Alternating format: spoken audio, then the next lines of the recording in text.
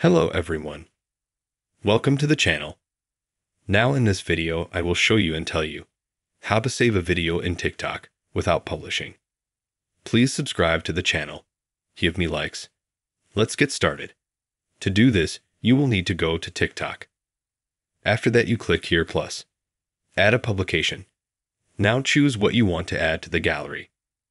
I choose video. Now here we can add text. Write absolutely anything. Make it bigger. Make it smaller. We can also add different, let's say tags. Location, anything you want to add. You can also click on the top.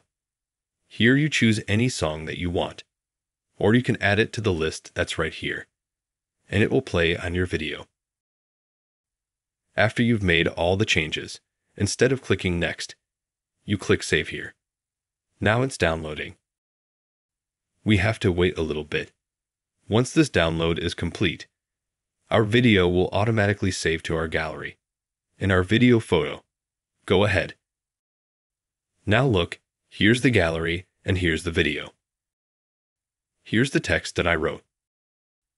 And I here is playing with music. That is how you can save just absolutely any video in TikTok. Most importantly, without publishing. If you liked this video, you can like it, subscribe to the channel. Goodbye.